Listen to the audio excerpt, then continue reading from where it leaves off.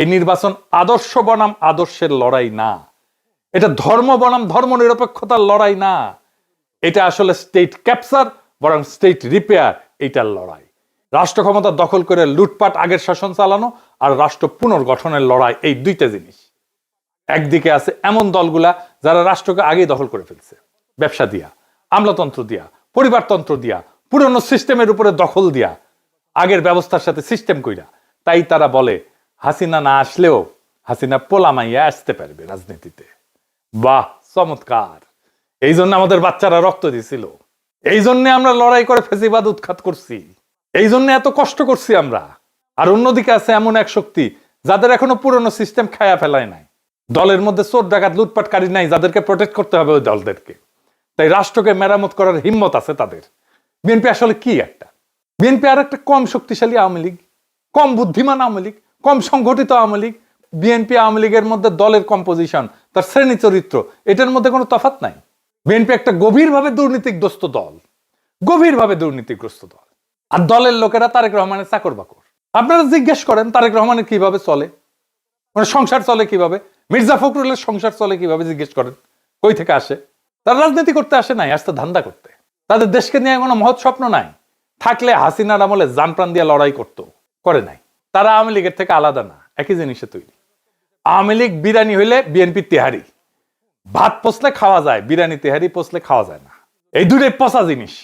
90-এর দশকে এই দুই দল নীতি আদর্শ দিয়ে প্রতিযোগিতা করেনি, করছে দুর্নীতি, লুটপাট আর পাইয়া দেওয়ার রাজনীতি আর সহিংসতা দিয়া। 2006 সালে তত্ত্বাবধায়ক ব্যবস্থা ভাঙছে বিএনপির জন্য। বিএনপি দায়ী। সদ্য অবসরপ্রাপ্ত প্রধান বিচারপতিকে তত্ত্বাবধায়ক সরকার প্রধান হবে, এটাই ছিল সিস্টেম। 2004 সালে একটা সংবিধানের 4র্থ সংশোধনী গৃহীত হয়, অনেকেরই স্মরণ আছে। ওই সংশোধনীর মাধ্যমে বিচারপতিদের অবসরে যাওয়ার বয়সসীমা 65 থেকে 67 করা হয়, 2 বছর বাড়ানো হয়। এই বয়স বৃদ্ধির এই সিদ্ধান্তের পেছনে মূলত কাজ করছে পরবর্তী তত্ত্বাবধায়ক সরকার প্রধান কে হবে সেই হিসাব নিকাশ। সাবেক প্রধান বিচারপতি কে এম হাসানকে, যিনি একসময় বিএনপির রাজনীতির সাথে জড়িত ছিলেন, তাকে প্রধান উপদেষ্টা করাই ছিল এই সংশোধনীর মূল উদ্দেশ্য। যার ফল সামরিক শাসন, 1/11 এবং শেষ পর্যন্ত 15 বছরের ফ্যাসিবাদ। এই ফ্যাসিবাদ কায়েমের পিছনে পুরা দায় বিএনপির। সেই খাসলত বিএনপির বদলায় নাই। 2024-এর 5ই আগস্টের পরে বিএনপি চাঁদাবাজি, ধর্ষণ, খুন, জখম, বাড়ি দখল, 92% সহিংসতার সাথে বিএনপি জড়িত।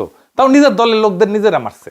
কোন বাজার, হাট, ঘাট, bus stand, tempo stand, rickshaw stand, TV station, media, advertising firm দখল বাদ রাখি নাই, সব দখল করে ফেলছে। এস আলমের সাম্রাজ্য চালায় শ্রীলঙ্কা সালাউদ্দিন, বেকাত্তর টিভি চালায় বরকতুল্লাহ বুলু, আর টিভির দখল নিছে ওয়াহিদুজ্জামান অ্যাপোলো। এই কারণেই তারা বিশ্ববিদ্যালয় নির্বাচনগুলোতে প্রত্যাখ্যাত হয়েছে। ছাত্ররা প্রত্যাখ্যান করছে তাদেরকে। ছাত্ররা আদর্শে ভোট দেয় নাই, তারা দুর্নীতির বিরুদ্ধে ভোট দিছে। আজ বিএনপি মনোনয়ন দিছে অসংখ্য বিতর্কিত ব্যক্তিতে।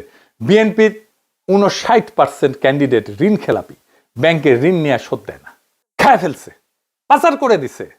আসছে দেশের সেবা করতে, লজ্জা করে না এদের। 15 বছর ক্ষমতার বাইরে থেকে হঠাৎ তাদের হাতে অধেল টাকা কই থেকে আসলো? ব্যাংক লুটের টাকা, ঋণ খেলাপের টাকা। কিভাবে আসলো, কেন আসলো? কারণ পুরনো অলিগার্করাও, হাসিনার সব ব্যবসায়ীরা আবার এমন একটা দল খুঁজে পেয়েছে যাদের সাথে ব্যবসা করা যায়, তারাও দিতেছে। হাসিনার লোকদের কাছ থেকে নিচ্ছে টাকা। এমনকি বিএনপি আওয়ামী লীগকে রাজনৈতিকভাবে পুনর্বাসন করবে বলছে। তাদের আপত্তি নেই হাসিনার পুত্র আর কন্যারা যদি রাজনীতিতে আসে। বিএনপি চলে হারামের টাকায়, প্রত্যেকটা পয়সা হারামের পয়সা, প্রত্যেকটা পয়সা হারাম টাকা। মানুষের অভিশাপ আছে ওই পয়সার গায়ে। তারপরে তারা বলে তারা দুর্নীতি উচ্ছেদ করবে, চান্দাবাজি উচ্ছেদ করবে। হায় রে হায়, খারান খারান, আমার ঘোড়া একটু হাসবে। হয়েছে হয়েছে হয়েছে, আচ্ছা হয়েছে। দুর্নীতির টাকায় চলা দল দুর্নীতিকে উচ্ছেদ করতে পারে না। অলিগারদের উপর নির্ভরশীল দল সংস্কার করতে পারে না। এই কারণে জামাত এনসিপি জোট কাঠামোগতভাবে আলাদা। বাস্তব সংস্কার কেবল তারাই করতে পারে যারা দুর্নীতিগ্রস্ত ব্যবসায়ী আর আমলাতন্ত্রের কাছে বাধা পড়ে নাই। এই জোটের প্রতিশ্রুতিগুলো বিশ্বাসযোগ্য, কারণ তাদের দলে রক্ষা করতে হবে এমন চোর বাটপার নাই, লুটেরা নাই। তাদের নেতৃত্ব পুরনো বিষাক্ত রাজনীতিতে ডুবে নাই। দলে গণতন্ত্র আছে, পরিবারতন্ত্র নাই। সংবিধান সংস্কারের কথা তাদের মুখে শোভা পায়, কারণ তারা পরিবারতন্ত্র বাঁচাইতে রাজনীতি করে না। রহমান, রহমান অ্যান্ড সন্স এর মাফিয়া সাম্রাজ্যের অংশ হইতে আসেনি তারা। 2 রহমান ফ্যামিলি তো, শেখ মুজিবুর রহমান আর জিয়াউর রহমান ফ্যামিলি, এই তো 2 রহমান, রহমান অ্যান্ড সন্স। এরাই তো বাংলাদেশের রাজা, এরাই তো বাংলাদেশের হর্তাকর্তা বিধাতা। বিএনপি থেকেও রাজনীতি করতে আসে না তো, আসে ধান্দা করতে। আর এই ধান্দা করার জন্য কে কত বড় তারেক রহমানের চাকর হইতে পারবে এটা প্রমাণ করে। এটা সত্য যে জামাত এনসিপি দুর্নীতিগ্রস্ত সরকার চালানোর অভিজ্ঞতা তাদের নাই। আর এটাই তাদের সবচেয়ে বড় শক্তি। তারা বিশেষজ্ঞদের জন্য, স্বচ্ছতার জন্য, সংস্কারের জন্য ওপেন আছে, কারণ তারা পুরনো দায়